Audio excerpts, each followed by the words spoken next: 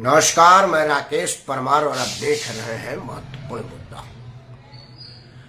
मित्रों, महत्वपूर्ण मुद्दे में आज एक ही विषय को महत्वपूर्ण बना है, वह है जाति आधारित जनगणना का आधार।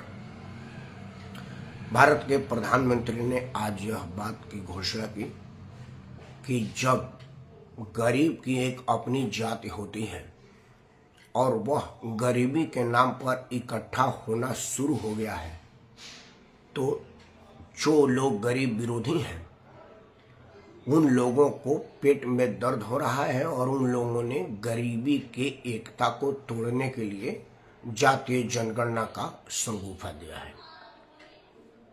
अब यह कितना सही है कितना गलत है, मैं इस बात की तहकीकात किया नहीं हूं, इसलिए इस पर मैं कुछ नहीं कह रहा हूं। लेकिन जो चीज मेरे तहकीकात की जरूरत ही नहीं है वो सर्वविदित है, आप हम और सब लोग यह बात जानते हैं। उन बातों को मैं आपके सामने रखूंगा तो आपको पता चलेगा कि जो लोग जाति आधारित जनगणना की बात कर रहे हैं वो जनगणना के पीछे ये तर्क देते हैं कि भाई इस देश में कुत्ते बिल्ली तक की गिनती है कि किसके घर में कितना कुत्ता है और कितना कुत्ता आवारा है। एक तो उन लोगों के सोच को मैं धिक्कारता हूं जो इंसान की गणना कुत्ते से कर रहे हैं, लेकिन क्या करें, वो लोग हैं जिनके नजर में गरीब कुत्ते बिल्ली से भी बदतर है। मैं बड़ी जिम्मेवारी के साथ और गरीबों से क्षमा मांगते हुए कह रहा हूं कि आपकी गिनती उनके नजर में कुत्ते बिल्ली से भी बदतर है, क्योंकि वो अपने पालतू कुत्ते को गोद में लेकर के खिलाएंगे, बिस्तर पर सुलाएंगे, अपने साथ महंगी गाड़ी में टहलाएंगे।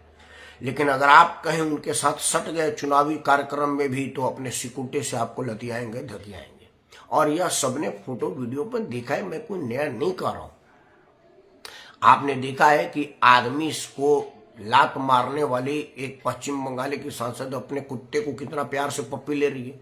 उतना तो आदमी बेटा अपने माँ का पपी नहीं लेता, माँ अपने बेटे की पपी नहीं लेती। ये बड़ा प्यारा रिश्ता है माँ बेटे का, इससे प्यारा और पवित्र रिश्ता नहीं है।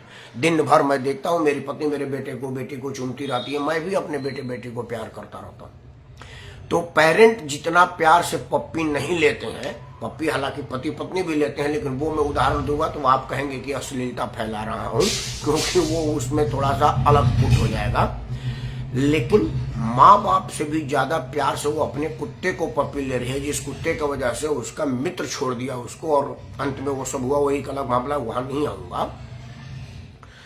तो वो लोग अपने कुत्ते की गिनती और प्यार के बराबर भी आपको प्यार नहीं करते, यह सर्वविदित है। दो तीन बातें आपको मैं बता रहा हूं।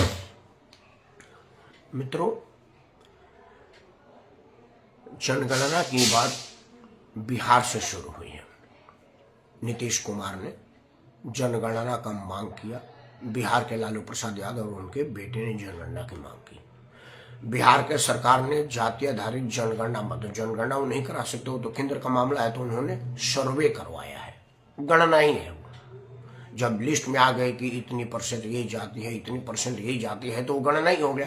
चूंकि गणना लीगल राज्य सरकार का विषय नहीं है, इसलिए उन्होंने कहा कि मैंने सर्वे करवाया है। मैं वो कानून के पचड़े में और कानून में नहीं जा रहा कि सर्वे है कि गणना है, मैं उसको गणना ही मानता हूं और गिनती हो गई। अब कथनी और करनी में आइए। लालू प्रसाद के जो राजनीतिक वारिस हैं तेजस्वी यादव, हालांकि उनके दो बेटे हैं, तेज प्रताप और तेजस्वी। लालू प्रसाद के परिवार में क्या फ्रिक्शन है, कौन किस पर दाव लगा रहा है, कौन किसको अपमानित कर रहा है, कौन राष्ट्रीय जनता दल कार्यालय लालू के ऑफिस पर कब्जा का लड़ाई लड़ रहा है, वो सब टीवी मीडिया और सोशल मीडिया पर है। वो दोनों बेटों बेटी और उस सब में बहू को कैसे बाहर निकाला, वो मेरा विषय नहीं है, इसलिए उस पर मैं नहीं जा रहा। लालू प्रसाद यादव ने अपने बेटे, सबसे छोटे बेटे तेजस्वी को सब कुछ देना चाहा। उन्होंने दिल्ली स्थित अपने आवास में बाकायदे एक प्ले ग्राउंड बनाया, क्रिकेट का पिच बनवाया, अपने पैसे के दम पर उसको क्रिकेटर बनाने का भरपूर प्रयास किया। वो दिल्ली की तरफ से खेला भी, IPL भी खेला, लेकिन पैसा से तेज गेंदबाजों की तेज को तो रोका नहीं जा सकता। तो खैर वो वहां फिसड्डी साबित हुआ, राजनीति में आ गया। मतलब लालू प्रसाद का राजनीतिक वारिस तेजस्वी यादव, जिस पर जातीय जनगणना का भूत सवार है, अपने जात की एक लड़की का भला कर सकता था। गरीब का करता, अमीर का करता, पैसे वाले का करता, सुंदरता के ऊपर करता, मॉडर्न पर करता, वो उसकी मर्जी है। प्यार एक निजी मामला है, किसकी शादी किससे होगी, किसकी दाम्पत्य किसके साथ बढ़िया निभेगी, यह दो आदमी के बीच का बात है। इसमें हम आप कुछ नहीं बोले और हमें बोलना भी नहीं चाहिए। लेकिन जब मामला एक ऐसे शख्सियत की, एक ऐसे पर्सनालिटी की हो जिसके बिहेवियर से समाज में मैसेज जाएगा, जिसके चाह देने से कानून बनता बिगड़ता है, जिसके चाहने से पॉलिसीज बनती बिगड़ती हो, उस आदमी का कुछ भी निजी नहीं हो सकता। उसका जीवन सार्वजनिक होता है और उसके जीवन से प्रेरणा ली जाती है, उसके जीवन से सीखा जाता है, लोग उसका उदाहरण लेते हैं। तेजस्वी यादव अब एक मामूली अहिर का बेटा नहीं रहा और ना ही वो एक बहुत बड़ा अहिर का बेटा है। वो एक राज्य का उप मुख्यमंत्री है, जिस राज्य में आर्यभट्ट ने जन्म लिया, सिखों के 10वें गुरु ने जन्म लिया, जहां नजर गाड़ेगी, अगर हवाई जहाज से आप एक पत्थर फेंकेंगे तो किसी न किसी IAS IPS IRS के सर पे ही गिरेगा। ऐसे महान महत्वपूर्ण जहां गौतम बुद्ध, अब एक मतलब किसका नाम लूं, जमीन के नीचे से लेकर के जमीन के ऊपर और जमीन पर तक, जहां सिर्फ प्रतिभा, खनिज और वैभव और ऐश्वर्य तैर रहा हो, वहां के उप मुख्यमंत्री की चर्चा तो की जा सकती है, क्योंकि वो एक इंडिविजुअल यादव पुत्र नहीं है, वो राज्य का उप मुख्यमंत्री है, कानून बनाने वाला काम है उसका। तो जब उसको विवाह करके एक जीवन साथी चुनना था, एक अपने यादव पुत्री का भला कर सकता था, एक यादव परिवार का नाम रोशन कर सकता था, एक यादव परिवार को खुश होने का मौका दे सकता था, वो तेजस्वी किसी के घर का दामाद बनता, वो इतराने वाली बात होगी। वो आदमी चौड़े में कह सकता है कि ये मेरा दामाद है। मित्रों, मैं अपने लड़की के लिए लड़का ढूंढ रहा हूँ, बड़ा परेशान हूँ, कई जगह गया। किसी भी आदमी की इच्छा होती है कि मुख्यमंत्री उसका रिश्तेदार हो, दामाद हो तो और अच्छी बात है। कोई प्रधानमंत्री, कोई राष्ट्रपति, कोई राजदूत उसका दामाद हो, ये तो बड़ा प्रतिष्ठा का विषय है। इलाके में नाम हो जाएगा कि फलाना आदमी का दामाद है, तो उसका भी नाम बढ़ जाएगा। तो ऐसा किसी एक आदमी को प्राउड का मौका देता तो वो यादव को ना दे करके एक ईसाई लड़की को दिया, जो दिल्ली में उसके साथ रहा करती थी। बाकी का विवरण मैं नहीं बता सकता, वो इशू नहीं है। इशू है कि जब आपके पास अपने जाति के एक परिवार को प्रतिष्ठा देने का मौका था और आप उसको प्रतिष्ठित कर सकते थे, एक यादव बेटी का भला कर सकते थे और उसका अपना जीवन में उतार करके उसे अपना बना सकते थे, तो आपको एक दलित, क्रिश्चियन और छोड़िए एक ईसाई लड़की मिली।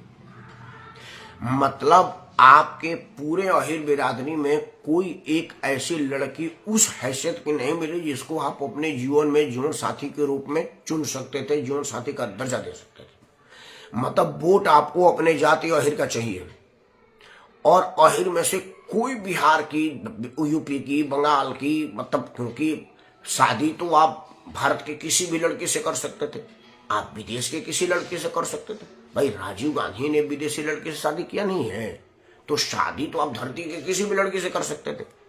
तो मतलब पूरे ब्रह्मांड में, होल ग्लोब में आपको कोई यादव की लड़की इस लायक नहीं मिली जिसकी हैसियत आपके जीवन साथी के बराबर हो। तब जा करके आपको एक ईसाई लड़की को चुनना पड़ा और आप जाति आधारित राजनीति कर रहे हैं, जाति की भला की सोच के तहत जाति जनगणना कर रहे हैं। तो मतलब आपको जातियों की भलाई करनी है या जातियों की लड़ाई करनी है, यह मनसा तो स्पष्ट हो गया।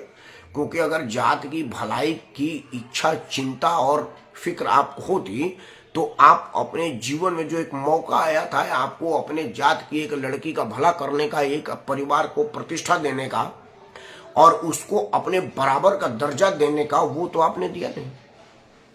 मतलब जब आपके निजी जरूरत पड़े किसी परिवार को बराबरी का दर्जा देने का, तो पूरे बिहार, पूरे उत्तर प्रदेश, पूरे भारत, पूरे ब्रह्मांड में कोई ऐसा यादव परिवार नहीं मिला जो आपके बराबर का हो और उसको आप अपने बराबरी में माने। क्योंकि पति पत्नी बराबरी का रिश्ता है। हम जिसको अपने बराबर मानते हैं या थोड़ा बहुत ऊपर नीचे मानते हैं उसको जीवन साथी बनाते हैं। जैसे मैंने शादी किया तो एक बिहार के बबुरा की लड़की थी, हमारे पिताजी ने सोचा कि ये मेरे बेटे के लायक है तो उसको हमारे लिए चुना। मैं अपने लड़की के लड़का ढूंढ रहा हूं तो मैं बार बार यही कहता हूँ मेरे बराबर का होना चाहिए, ना IAS होना चाहिए, ना सड़क पर रिक्शा चलाने वाला होना चाहिए, मैं जिस स्तर का हूं मेरे बराबर का होना चाहिए, मैं अपने लड़की का रिश्ता कर दूंगा। तो मतलब आपको उस लायक कोई नहीं मिली और आप जाकर के एक ईसाई लड़की से शादी करके आए, तो आप जाति की भला कर रहे हैं या जाति का मजाक उड़ा रहे हैं या जाति को लड़वा रहे हैं, यह बिहार की जनता जानती है, देश की जनता जान चुकी है। वही बात आते हैं आपके दूसरे भाई पर। दूसरे भाई का एक आपके बिरादरी के साथ रिश्ता हुआ था ऐश्वर्या यादव का, चौधरी राय मेरे ख्याल से, वो ऐश्वर्या राय मतलब वो यादव ही है, वो यादव बड़ी राजनीति की प्रतिष्ठित परिवार की बेटी है, उसका लेवल रुतबा आपके बराबर था, लेकिन आपको उसमें इतनी कमियां देखी कि 4 दिन आप उसको अपने घर में न रख पाए। मतलब एक यादव बेटी की भविष्य खराब कर दिया है आपने। जब घर आई तो आपको वो इस हैसियत लायक नहीं रखी कि आपके आलिशान बंगले में जिसमें 50 सैकड़ों एयर कंडीशनर लगे हुए हैं उसके एक छोटे से कमरे वो लड़की रह सके। चूंकि वो यादव परिवार की थी उसको आप 4 दिन तक भी नहीं रख पाए अपने यहाँ। मतलब एक यादव लड़की को अपने बराबर सम्मान देने का मौका आया तो आप अपने जीवन में क्रिश्चियन लेके आए, और एक लड़की जो यादव की आपके जीवन में आ चुकी थी, आपके भाई के जीवन में, उसको 4 दिन भी आप नहीं रखे। मतलब उस लड़की को लात मार के भगा दिया है आप लोगों ने, उसका मोबाइल छीन लिया, दरवाजे पर ताला लगा दिया, सिक्योरिटी से पिटवा दिया। यह सब वीडियो मैं नहीं कर रहा हूं, ये ऐश्वर्या यादव ने कहा, ऐश्वर्या राय ने कहा है, वो स्वयं कही, मैं नहीं कर रहा हूं। मुझे नहीं मालूम कि उसके साथ क्या क्या हुआ। वो स्वयं लड़की टीवी में आके कहती कि मेरे साथ ऐसा ऐसा हुआ है। मतलब एक लड़की जो आपके यहाँ गलती से चली गई थी उसको आप सम्मानित नहीं कर सके, उस यादव परिवार की प्रतिष्ठा को आप अपना प्रतिष्ठा नहीं बना सके, और आपको जातीय जनगणना चाहिए। आते हैं बिहार के बाद उत्तर प्रदेश में अखिलेश यादव भी जातीय जनगणना की मांग कर रहे हैं। पूरे मुलायम परिवार को अपने जाति यादव से कितना लगाव है, इस बात का उदाहरण एक एक करके आपको दे देता हूं। आदरणीय श्री मुलायम सिंह यादव का एक बेटा है, उनके ब्याहता पत्नी से। एक और बेटा है, वो कब बेटा बना उसका इतिहास भूगोल हमको मालूम नहीं है। वो तो चुनाव आयोग की बंदिश थी और आपको पत्नी का दर्जा खाली नहीं देना था, उसमें एक नाम आ गया कि कोई फलाना गुप्ता है, मुलायम सिंह उसको पत्नी का दर्जा दे चुके हैं। हालांकि विवाह करने की ना तो कोई वीडियो है, ना कोई ऑडियो है, ना ही कोई बाराती गया हुआ है, मतलब ऐसा कुछ है नहीं जहां तक मुझे मालूम है। हालांकि मुझको बाराती बुलाने की कोई जरूरत नहीं है, लेकिन किसी को भी नहीं बुलाए थे, तो मैं वो विषय नहीं। खैर मुलायम सिंह ने मान लिया है कि उनका एक और बेटा है जो दुनिया का सबसे महंगी गाड़ियों के काफिला में चलता है, करोड़ों करोड़ों की गाड़ियों की कारवां उसके पास खड़ी है। वो शब्द बाद में, वो बड़ा इश्यू नहीं है। मुलायम सिंह का बेटा है तो मान लो उसके पास 1000-2000 करोड़ की गाड़ियां होगी तो उससे क्या फर्क पड़ता है, उसके पास पैसे की कौन सी कमी है, वो विषय नहीं है। वो भ्रष्टाचार तो मुद्दा ही नहीं रहा, इसलिए उसमें मैं नहीं बोल रहा हूँ। तो मुलायम सिंह जी यादव का एक ऑफिशियल बेटा और एक ऑफिशियल अनऑफिशियल बेटा, 2 बेटे हैं, और दोनों ही बेटों की जब जीवन संगनी चुनने का मौका आया, मुलायम सिंह यादव जो यादव पुत्र थे और यादव और मुस्लिम वोट के सहारे कहते थे कि मुझे बस 2 लोग मिल जाए तो मुझे और किसी की जरूरत नहीं है, मेरा मुसलमान भाई मेरे साथ हो और मेरा यादव भाई मेरे साथ हो तो मैं और किसी की परवाह नहीं करूंगा। उनके बेटे ने ना तो यादव लड़की से शादी की ना किसी मुसलमान लड़के से शादी की, उसे अपने बराबरी के लिए क्षत्रिय लड़की मिली और वो डिंपल रावत से शादी की जो जात से क्षत्रिय थी, गढ़वाल की थी, उत्तर प्रदेश से भी नहीं। मान लीजिए उस वक्त गढ़वाल यूपी में था, हम उसको यूपी का अलग हिस्सा नहीं मानते हैं, लेकिन जब लालू प्रसाद यादव के तरह ही मुलायम परिवार को एक मौका था अपने बराबरी के, एक बिरादरी के लड़की को अपने बराबरी का दर्जा देने का, तो पूरे उत्तर प्रदेश, पूरे भारत और पूरे होल ग्लोब, पूरे ब्रह्मांड में कोई यादव की लड़की नहीं मिली जो अखिलेश यादव के बराबरी को पा सके। मतलब अखिलेश यादव किसी यादव को अपने बराबर का दर्जा नहीं दे सकते जिसको पत्नी बना सके, अपने लेवल पर ला सके। तब जाकर के उनको राजपूत में आना पड़ा, क्षत्रिय में आना पड़ा, क्योंकि उनको लगा कि भाई ये लड़की मेरे बराबर हो सकती है, अहिर में तो कोई मेरा नहीं हो सकता। ये मैं अहिर को नीचा नहीं दिखा रहा हूं, कृपया किसी भी यादव भाई से मैं क्षमा मांगता हूं अगर आपको मेरे पूरे बात से कहीं आपको नीचा बताता दिखाता हुआ प्रतीत हो रहा हूं तो नहीं। मेरे लिए मेरा यदुवंश मेरा भाई है, वो जिस तरह से रघुवंश है उसी तरह से यदुवंश है। यदुवंशी भगवान कृष्ण के वंशज है और रघुवंशी भगवान राम के वंशज है। और द्वापर युग में एक वंश चला है और त्रेता युग में एक वंश चला है, दोनों एक ही है, मैं अलग नहीं करूँ, नोट कर लीजिएगा। मैं तो अखिलेश यादव की बात कर रहा हूँ, मैं तेजस्वी की बात कर रहा हूँ। मैं तेजस्वी और अखिलेश की बात कर रहा हूं कि जब आपको बराबरी का दर्जा देना था तो कोई अहिर नहीं मिला। वोट आपको अहिर और मुलायम मुसलमान का चाहिए और बराबरी का दर्जा सम्मान देने की बात थी तो वो उसमें आपको क्षत्रिय मिला। वो कोई यादव और कोई मुसलमान आपको अपने बराबरी का नहीं मिला। और आप जनगणना में अपने जाति की भला करने की बात कर रहे हैं कि भाई किस जाति की जितनी गणना है ये भलाई की, तभी तो पता चलेगा। तो कम से कम एक यादव का भला तो आपने नहीं किया। अपने जो एक करना था भाई 100-200 करोड़ 500 करोड़ जो यादव देश में होंगे, 10-20 करोड़ होंगे, 10-20 करोड़ लड़कियों से तो शादी नहीं कर सकते थे, एक ही से करते। एक का भी आपने जब भला नहीं किया तो आपसे और की क्या उम्मीद किया जाए। अब आते हैं कांग्रेस की। हालांकि कांग्रेस तो विचित्र पार्टी है। पंडित जवाहरलाल नेहरू जातीय जनगणना के विरुद्ध थे, जाति पर वो तो जातीय आरक्षण के भी विरोधी थे। इंदिरा गांधी जाति के विरोध थी। सोनिया गांधी स्वयं कई बार जाति की बात आई है तो सोनिया जी ने भी इसको इनकार कर दिया। नहीं तो 10 साल सुपर से ऊपर प्रधानमंत्री थी सोनिया जी, वो चाहती तो जातीय जनगणना और जाति आधारित व्यवस्था और लाभ और बढ़ा सकती थी, लेकिन उन्होंने नहीं किया। राहुल गांधी स्वयं भी नहीं किए। लेकिन अब अपने वर्चस्व को खत्म हो चुके वाली स्थिति पर पहुंचा देने, राजनीतिक सर्वाइवल का सत्यानाश हो जाता हुआ दिखने के बाद उनको लगा कि भाई हम भी कुछ लाइमलाइट में आए और लोग सब लोग जाति जाति कर रहे हैं तो कहीं मैं इस जाति के खेल में पीछे न रह जाऊं। उन्होंने बेमन से ही सही जातीय जनगणना की मांग कर ली। अब बात राहुल गांधी की भी कर लेते हैं। राहुल गांधी ने अभी ब्याह किया है नहीं किया है यह सार्वजनिक नहीं है, लेकिन चुनाव आयोग को दिए एफिडेविट में वो अनवायरड है। हालांकि चुनाव आयोग को दिए एफिडेविट में तो राहुल गांधी भी है, राहुल बिंची नहीं है। चुनाव आयोग को दिए एफिडेविट में भी वो राहुल बिंची नाम का वर्णन नहीं किए हैं, इटली की नागरिकता का उल्लेख नहीं किए हैं और उनके पास एक राहुल बिंची नाम का कोई डिग्री डिप्लोमा पासपोर्ट है, इसका बात का भी चर्चा नहीं किए हैं। वो सुब्रमण्यम स्वामी करते हैं और सुब्रमण्यम स्वामी हल्के में नहीं करते हैं, वो मैं चर्चा नहीं, मैं राहुल गांधी की बात करता हूं। तो राहुल गांधी चुनाव आयोग को दिए एफिडेविट में कुंवारे हैं, अनमैरिड है। तो पता ना वो किसी गांधी की भला कर दें, किसी नेहरू की भला कर दें, किसी पंडित की भला कर दें, क्योंकि पंडित जवाहरलाल नेहरू उनका पारिवारिक टाइटल है, या उनके दादाजी फिरोज गांधी साहब फिरोज खान का टाइटल, तो किसी खान की बेटी का भला कर दें। क्या करेंगे मैं नहीं, लेकिन जो हो चुका है उनकी बहन प्रियंका गांधी, प्रियंका जी को भी जब अपना जीवन साथी चुनना पड़ा तो ना तो उनको नेहरू में कोई मिला, ना उधार की ली हुई टाइटल गांधी में मिला, ना ही उनके अपने दादाजी की टाइटल खान में मिला और ना ही इंदिरा प्रियदर्शनी में मिला। मतलब खान, नेहरू, गांधी और पंडित, 4 टाइटल उनके साथ जुड़ा हुआ है। हालांकि वो चारों को मिलकर के खिचड़ी है, ये कौन है वो उन लोगों को पता नहीं है, क्योंकि यहाँ तो विज्ञान फिजिक्स फेल है और केमिस्ट्री फेल है, वो मैं उस पर नहीं जा रहा। लेकिन जो वो कहती लिखती हैं, जैसे उनका नाम प्रियंका गांधी और इसी नाम को प्रचारित की रही है, यहाँ तक कि उनका जो बच्चा जन्म हुआ है उसको भी उन्होंने गांधी कर दिया है। तो वो जो गांधी है उसी पर चर्चा करता हूँ। तो उनको कोई गांधी का भला करना चाहिए था, अपने बराबर का दर्जा देना चाहिए था कि भाई देखिए मैं गांधी हूँ और मेरे ये गांधी मेरे बराबरी का है। लेकिन कोई गांधी उनके बराबरी का उनके गांधी में नहीं मिला। तो उन्होंने एक मुरादाबाद के ठठेरे को अपना जीवन साथी चुना, रावट बाड्रा। मतलब रावट बाड्रा को उनके अपने बराबरी का दर्जा देने का चीज लेगा कोई गांधी, खान, नेहरू, पंडित नहीं मिला। वो भी जातीय जनगणना की बात कर रही है। मतलब अंत का निचोड़ यह है कि इन नेताओं को ना तो आपके जाति से कोई मतलब है, ना ही आपके धर्म से कोई मतलब है, ना ही आपके स्टेटस से कोई मतलब है।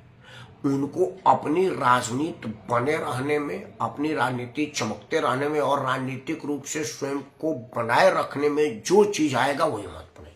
चाहे वो धर्म आधारित राजनीति हो, जाति आधारित राजनीति हो, क्षेत्र आधारित राजनीति हो, या आरक्षण आधारित राजनीति हो, या आरक्षण हटाव आधारित राजनीति हो, उनको इससे किसी से मतलब नहीं है कि मराठा मर रहा है कि जी रहा है। अगर मराठा के मरने से उनका चुनावी लाभ हो रहा है तो मरे मराठा, अगर मराठा के जीने से चुनावी लाभ मिल रहा है तो जुग जुग जिए मराठा। चाहे वो दलित के मरने से उनका राजनीतिक भला हो तो रोज मरे दलित, और अगर दलित के बचने से उनका राजनीतिक भला हो तो खूब बचे दलित। मतलब भाई, बाप बड़ा ना भैया, सबसे बड़ा रुपया के तहत बाप बड़ा ना भैया, सबसे बड़ा चुनाव जितवैया, यही सोच के साथ हमारा भारत का राजनीतिक दल सोचता है। इसे किसी की भलाई की सोचने की जहमत भी नहीं उठाते। इनके दिल में किसी भी आदमी के बढ़िया का ख्वाब भी, सपना भी नहीं आता। सिर्फ सपना आता है अपना भला भला जगना ही, भाड़ में जाए दुनिया सारी। यह बात मैं तो समझ गया हूं, पता ना आप क्यों नहीं समझ रहे हैं। आप समझिए। इसी न्योरा, इसी अनुरोध, इसी प्रार्थना के साथ मैं राकेश परमार आप सबको सादर करता हूं। जय हिंद, वंदे मातरम, भारत माता की जय।